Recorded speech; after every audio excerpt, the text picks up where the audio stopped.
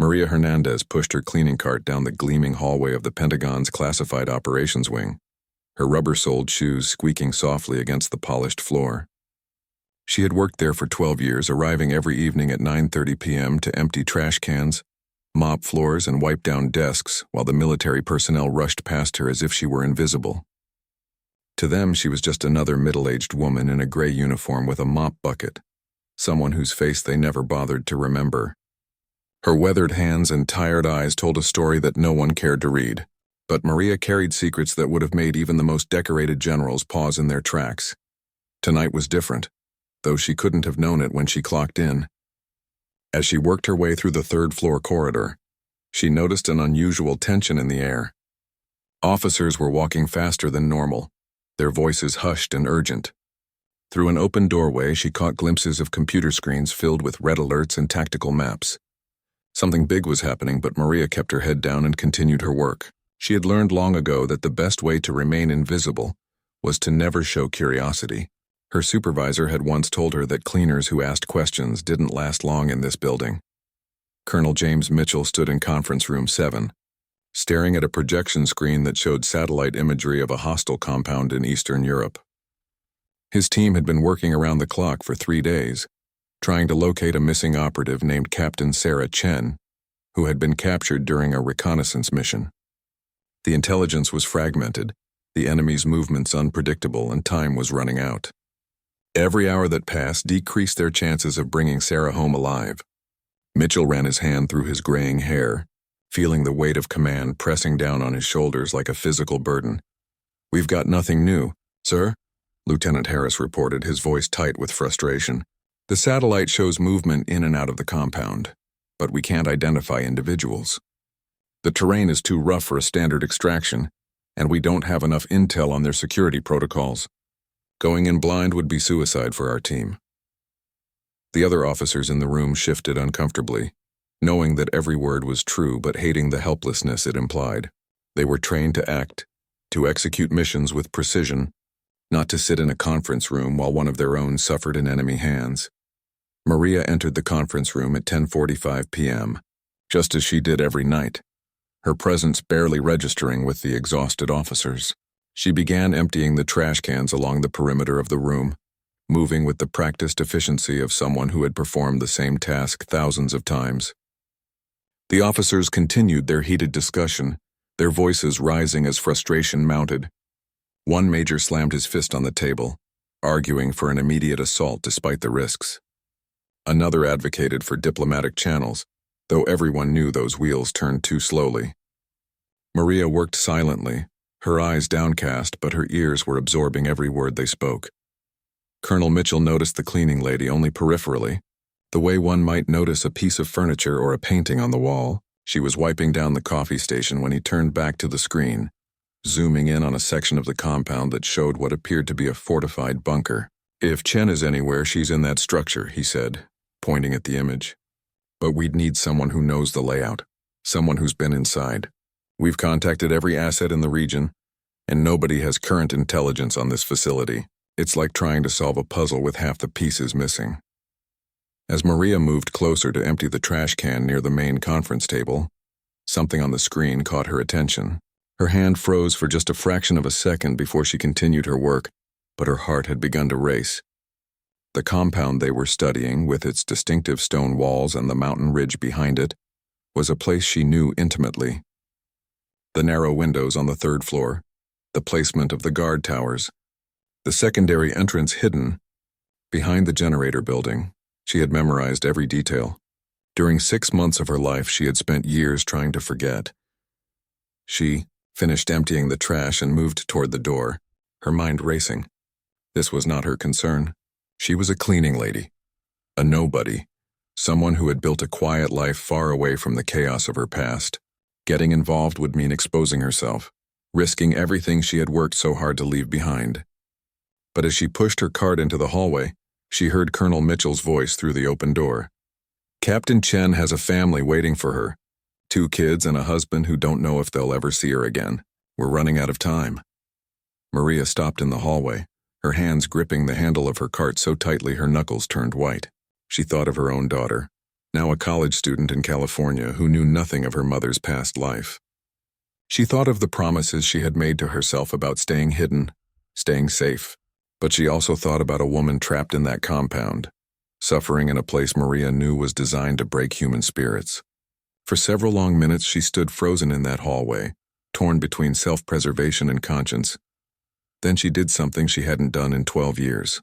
She turned around, walked back to the conference room door, and knocked. The conversation inside stopped abruptly. Colonel Mitchell looked up, annoyed at the interruption. "Yes," he said curtly. Maria stepped inside, her heart pounding so hard she could hear it in her ears. 7 pairs of eyes turned toward her with expressions ranging from confusion to irritation. She had violated an unspoken rule. Invisible people don't interrupt important meetings. "I know that place," Maria said quietly, her accent thicker than usual because of her nervousness. Her voice was steady despite the fear coursing through her veins. "The compound on your screen. I know it." The room fell completely silent. Colonel Mitchell's expression shifted from annoyance to something harder to read, skepticism mixed with a hint of desperate hope. Lieutenant Harris actually laughed, a short, disbelieving sound. "Ma'am, I'm sure you're trying to help, but this is a classified operation. Please return to your duties, but—" Colonel Mitchell held up his hand, silencing Harris. Something in the cleaning lady's eyes made him pause. He had spent 3 decades reading people, and this woman wasn't seeking attention or playing games. She looked terrified, yes, but also absolutely certain. "What's your name?" he asked, his tone shifting to something more professional. "Maria Hernandez, sir," she replied. "And I'm telling you the truth. That building on your screen, I was held there 15 years ago. I spent 6 months as a prisoner in that exact compound." The room erupted in whispers and exchanged glances. Lieutenant Harris stood up, clearly ready to escort this crazy cleaning lady out of the room, but Mitchell waved him back down. "Held there by whom?" the colonel asked, his eyes never leaving Maria's face. She swallowed hard, knowing that her next words would open a door she had kept locked for more than a decade. "By an organized crime network that operated in that region. They kidnapped foreign aid workers for ransom. I was working for an international relief organization when they took me. Before that, I served in the Mexican Special Forces for 8 years. Now she had their complete attention. Lieutenant Harris's skeptical expression had shifted to genuine interest, though doubt still lingered in his eyes. Colonel Mitchell leaned forward in his chair. "The Mexican Special Forces," he repeated. Maria nodded. "Yes, sir. I was part of a tactical unit that conducted counter-drug operations along the border. After I left the service, I wanted to help people in a different way, so I joined a humanitarian organization. That decision nearly cost me my life." She paused, gathering her courage to continue. "The group that captured me specialized in targeting foreign workers. They held me in that compound along with 3 others. I was there for 6 months before I managed to escape. After that, I came to the United States, changed my name, and tried to disappear. I wanted nothing more than to forget that place existed. I never spoke about it to anyone, not even my daughter. But I never forgot the layout of that facility. I couldn't forget it even if I tried." Colonel Mitchell stood up slowly, his mind racing through the implications. This could be an incredible stroke of luck, or it could be a waste of precious time chasing a false lead. But something in his gut told him this woman was telling the truth. "Lieutenant Harris, verify her employment record and background. I want to know everything about Maria Hernandez in the next 15 minutes. He turned back to Maria. "If what you're saying is true, you might be the only person who can help us bring our operative home, but I need proof that you're who you say you are." Maria reached up to her collar, her fingers trembling slightly. She pulled down the edge of her uniform shirt, revealing the top of an intricate tattoo on her neck that had been hidden beneath her clothing. It was the emblem of the Mexican Special Forces, a symbol that couldn't be faked and that only legitimate members of that unit would have earned the right to wear. The design was distinctive, an eagle with spread wings clutching a snake surrounded by a pattern that incorporated the unit's motto. Colonel Mitchell's eyes widened. He had seen that insignia before during joint operations with Mexican military units. "The tattoo alone doesn't prove everything," Mitchell acknowledged, "but it's a start. Tell me something about that compound that we couldn't see from satellite imagery, something specific." Maria closed her eyes, pulling up memories she had tried so hard to suppress. "The bunker you're looking at has 3 levels underground. The satellite won't show you that. The entrance is through a false wall in what looks like a storage room on the ground floor. The prisoners are kept on the second underground level. There are cameras in every cell, but there's a blind spot in the stairwell between the first and second underground levels. The guards change shifts at 3 a.m. and 3 p.m., and they're always understaffed during the night shift because they believe the locks and cameras are sufficient security. Lieutenant Harris, who had been pulling up files on his laptop, suddenly looked up. "Sir, her employment record checks out. She's worked here for 12 years with perfect security clearance. Before that, there's a gap in her documented history, which matches her story about being held captive. I'm pulling up international records now." The room's energy had completely transformed. What had been a dead end was suddenly looking like a potential breakthrough. Colonel Mitchell made a decision. "Maria, I need you to sit down and tell us everything you remember about that compound. Every detail, no matter how small you think it is. Layout, guard patterns, structural weaknesses, everything." Maria nodded and took a seat at the conference table where just minutes ago she had been emptying trash cans. It felt surreal to sit among these officers as an equal rather than as an invisible servant. She noticed some of them still looked skeptical, but desperation had made them willing to listen. For the next 2 hours, Maria described the compound in meticulous detail.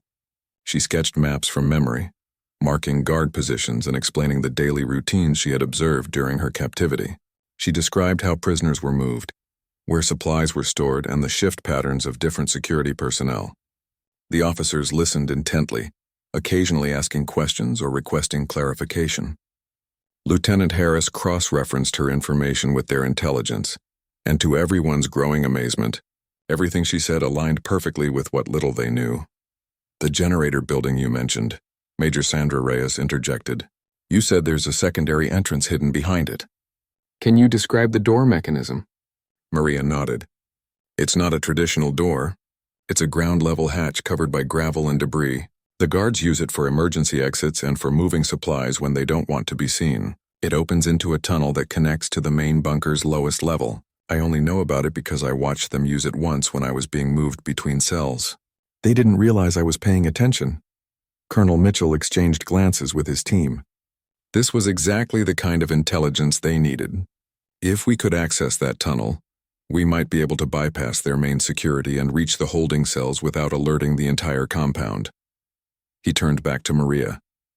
"How long is the tunnel? What kind of obstacles would a team encounter?" Maria thought carefully before answering. "From the hatch to the bunker is approximately 50 meters. The tunnel is narrow, maybe wide enough for 2 people to walk side by side. There are no cameras in the tunnel itself, but there's a locked gate about halfway through. The lock is old. I remember hearing the guards complain about it sticking. A skilled team could probably breach it quietly." As Maria continued providing information, Lieutenant Harris received confirmation from military intelligence that matched her identity to records of a former Mexican Special Forces operative named Maria Elena Vasquez, who had been reported missing 15 years ago while working for an international aid organization. The woman had apparently survived her captivity and resurfaced in the United States under a new name, seeking asylum. Everything she had told them was checking out piece by piece. Colonel Mitchell felt the first genuine hope he had experienced in 3 days. "Maria, what you're giving us is invaluable, but I need to ask you something difficult.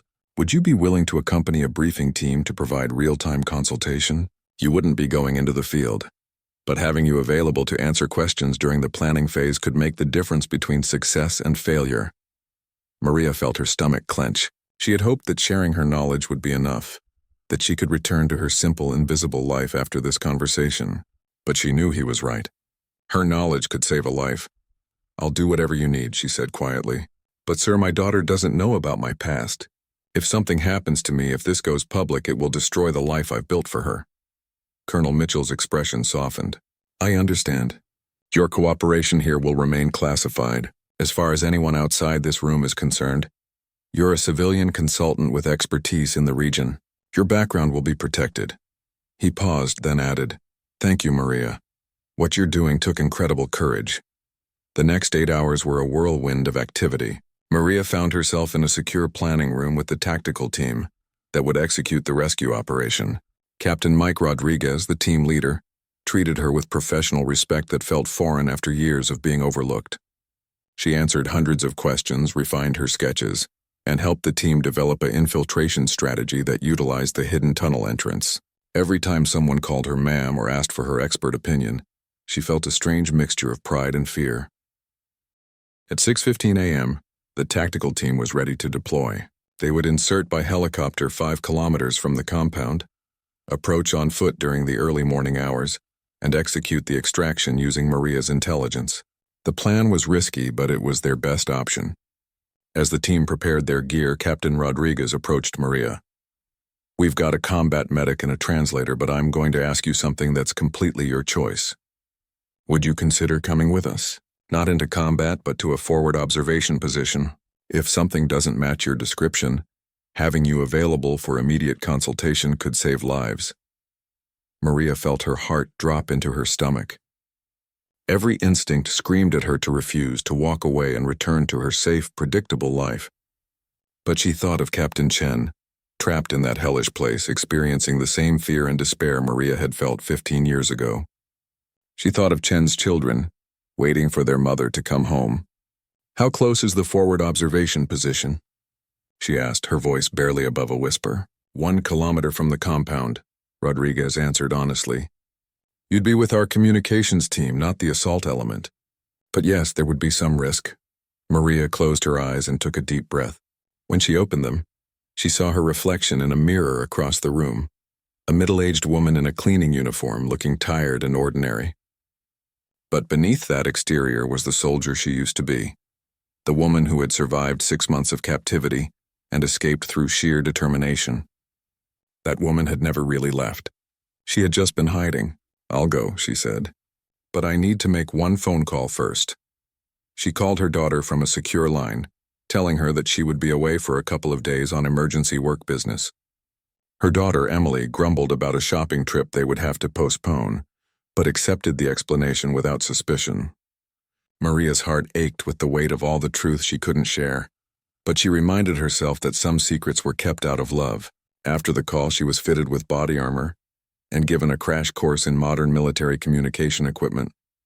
The transformation from cleaning lady to military consultant was jarring. The team departed at 7:30 a.m., flying in a Black Hawk helicopter toward the insertion point. Maria sat among the special operations soldiers, feeling simultaneously out of place and strangely at home. The rhythmic thump of the rotor blades brought back memories of her days in the Mexican Special Forces, when she had been young and fearless. Captain Rodriguez sat across from her, reviewing the mission plan one final time on his tablet. "When we get to the observation post, you'll be with Lieutenant Chen, no relation to our captured operative, and Sergeant Morrison. They'll keep you safe and relay any information you provide directly to my team." Maria nodded, trying to calm her racing heart. Through the helicopter's window, she watched the sun rise over the landscape below, painting the sky in shades of orange and pink. It was beautiful and terrible at the same time, a reminder that the world continued its natural rhythms regardless of human struggles. She wondered what Captain Sarah Chen was seeing at that moment, whether she still had hope or whether despair had consumed her. Maria remembered her own lowest moments in captivity, the days when she had been certain she would die in that place. The helicopter touched down in a remote valley at 8:53 a.m., and the team quickly disembarked. The observation post team, including Maria, hiked to their position on a ridge overlooking the compound. The assault team moved silently toward their objective, using the terrain for concealment. Maria lay prone next to Lieutenant Chen, a communications specialist with 10 years of experience, watching through binoculars as the compound came into view. It looked exactly as she remembered, though perhaps slightly more weathered. Seeing it again made her hands shake. "You okay?" Lieutenant Chen asked quietly, noticing her reaction. Maria nodded. "Just memories. Bad ones." The lieutenant placed a reassuring hand on her shoulder. "We're going to get our girl out of there. Thanks to you, we've actually got a fighting chance." They settled in to wait, watching as the assault team made their approach. The sun climbed higher in the sky, and the temperature rose steadily. Maria could hear radio chatter through the lieutenant's headset as the team reported their progress. At 11:27 a.m., Captain Rodriguez's voice came through the radio. "We've located the tunnel entrance.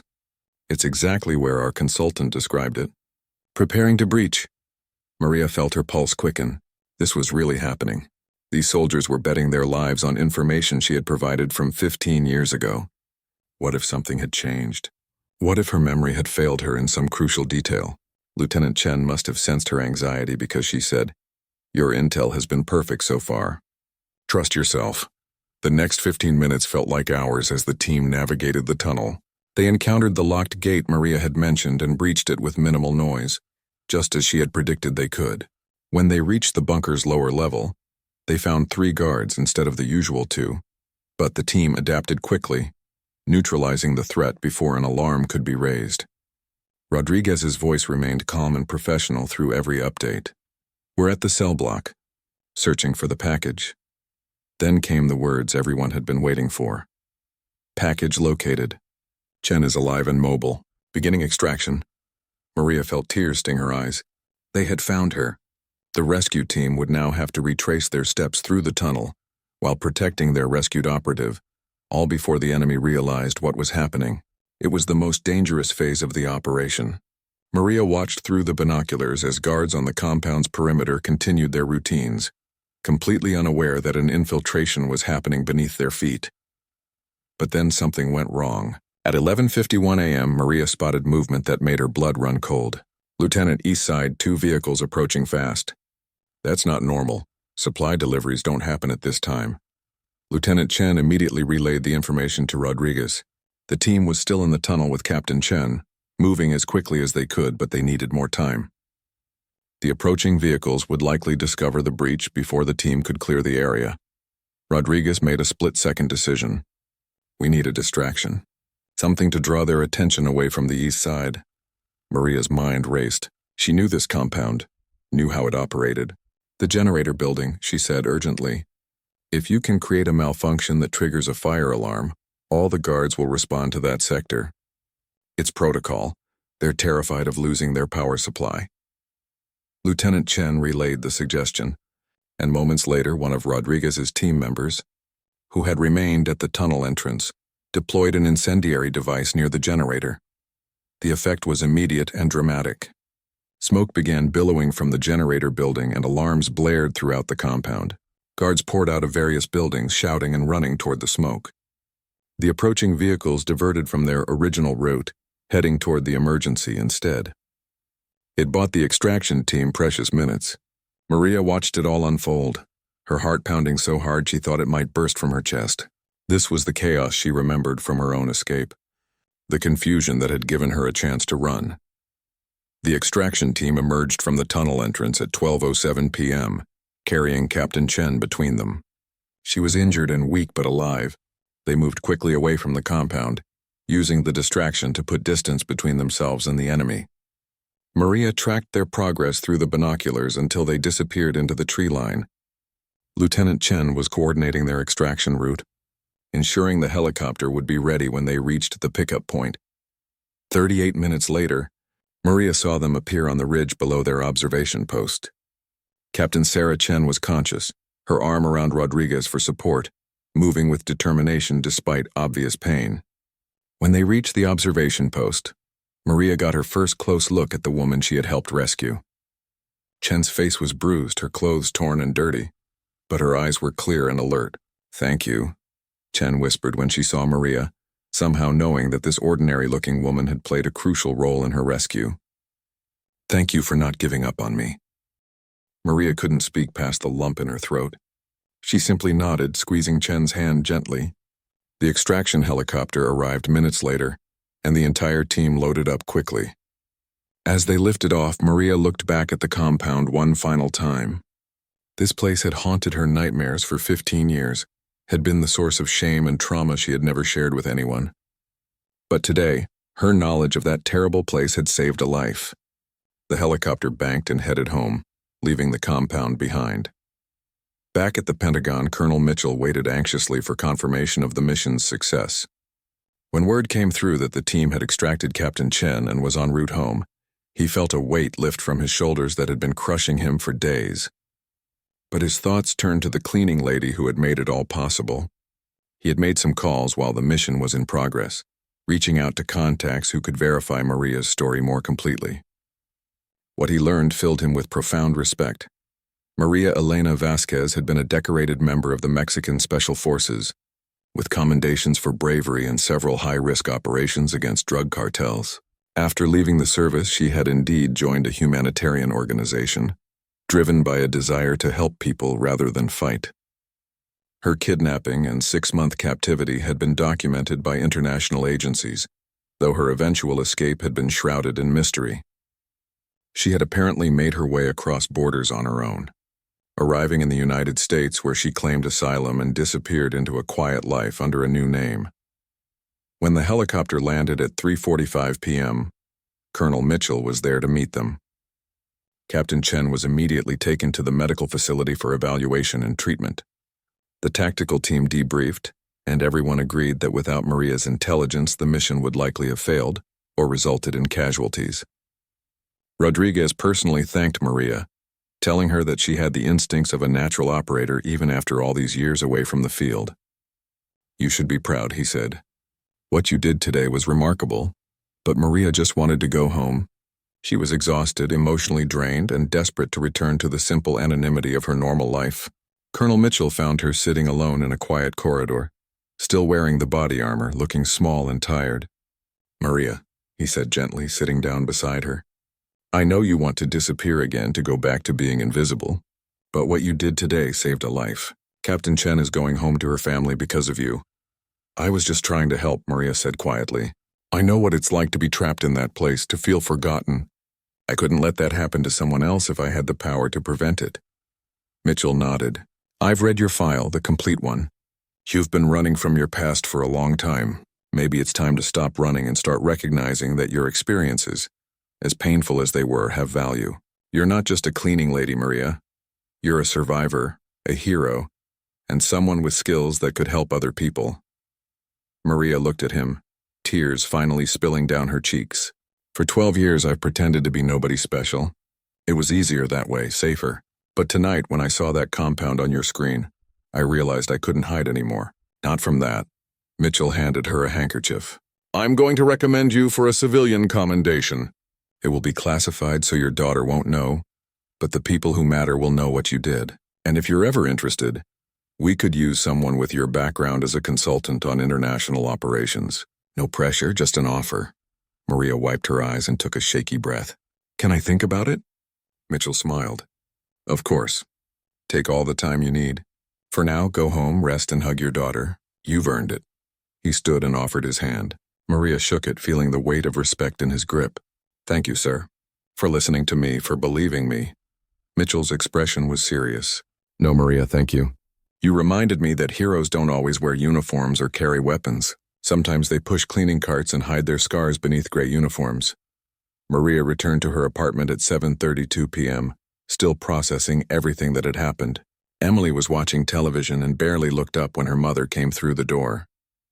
"Hey, Mom, how was work?" she asked casually. Maria smiled, thinking about how impossible it would be to explain her day. "It was interesting," she said simply. "Very interesting." She made herself a cup of tea and sat down in her favorite chair, finally allowing herself to decompress. Over the next few weeks, Maria returned to her normal routine. She showed up at the Pentagon every evening at 9:30 p.m., pushed her cleaning cart through the same hallways, and emptied the same trash cans. But something fundamental had changed. The officers who had once looked through her as if she were invisible now nodded respectfully when she passed. Those who had been in that conference room treated her with quiet acknowledgement, a silent recognition of shared knowledge that couldn't be spoken about openly. Colonel Mitchell kept his word about the commendation. In a small, classified ceremony attended only by those involved in the rescue operation, Maria received a letter of appreciation signed by officials she had only seen on television. It would never go in a public record and her daughter would never know about it. But Maria framed it and kept it hidden in her closet, a reminder that her past had finally been transformed into something meaningful rather than something to hide from. Captain Sarah Chen recovered from her ordeal and returned to active duty 3 months later. She asked to meet Maria privately, and the two women spent an afternoon together, sharing stories over coffee in a quiet cafe far from military installations. Chen told Maria about her children, about the moment she had given up hope in that cell, and about the overwhelming relief when Rodriguez's team had found her. "I kept thinking about who was coming for me," Chen said. "I never imagined it was possible because of a cleaning lady who refused to stay silent." Maria told Chen about her own captivity, finally speaking openly about those 6 months for the first time in 15 years. She described her escape, a desperate improvised plan that had nearly failed a dozen times. She talked about the guilt of surviving when others hadn't, about the decision to hide rather than seek recognition, about the constant fear of being found. Chen listened with understanding, knowing what it meant to carry invisible scars. "We're survivors," Chen said, taking Maria's hand. "That's something to be proud of, not to hide." Maria began to see a therapist, finally addressing the trauma she had buried for so long. It was painful work, dredging up memories she had tried to forget, but it was also liberating. She learned that hiding from her past had given it power over her, and that acknowledging what she had survived was the first step toward truly healing. Her therapist encouraged her to tell her daughter the truth, but Maria wasn't ready for that yet. Some doors needed to open slowly. 6 months after the rescue, Maria accepted Colonel Mitchell's offer to become an occasional consultant for the Military Intelligence Division. She wouldn't be working in the field, but her knowledge of certain regions and organizations proved invaluable for operations planning. She kept her job as a cleaning lady. She had grown to appreciate its meditative simplicity. But now she also attended classified briefings where her expertise was valued and respected. She was no longer invisible. She was someone who had chosen to be underestimated while hiding in plain sight. Emily noticed changes in her mother, but couldn't quite identify what they were. Maria seemed more confident, more at peace with herself. She smiled more often and carried herself differently. When Emily asked about it, Maria simply said she had been working through some old issues and felt better. It was the truth, just not the complete truth. There would be time for complete truth later, when Emily was ready to understand that her mother was far more than she appeared to be. One evening, as Maria was cleaning Conference Room 7, the same room where everything had changed, she paused to look at the spot where she had stood when she revealed her tattoo and her past. She thought about the courage it had taken to speak up, to step out of the shadows she had lived in for so long. That moment had transformed her life in ways she could never have anticipated.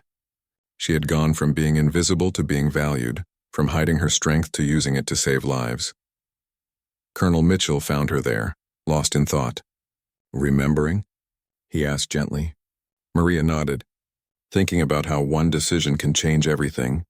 "If I had stayed silent that night, Captain Chen might not have made it home. But I also would have stayed trapped in the past, still running from who I used to be." Mitchell smiled. "You know, everyone in this building has underestimated you at some point. We saw a cleaning lady and assumed that was all there was to see. You taught us an important lesson about looking deeper, about recognizing that people carry stories we can't see." "I wanted to be underestimated," Maria admitted. "I thought it kept me safe. But safety isn't the same as living." She paused, then asked, "Has there been any news about Captain Chen?" Mitchell's face brightened. "She's doing well, back to full duty and recently put in for a promotion. She mentions you often, talks about how you saved her life. She nominated you for another commendation, actually." Maria felt warmth spread through her chest.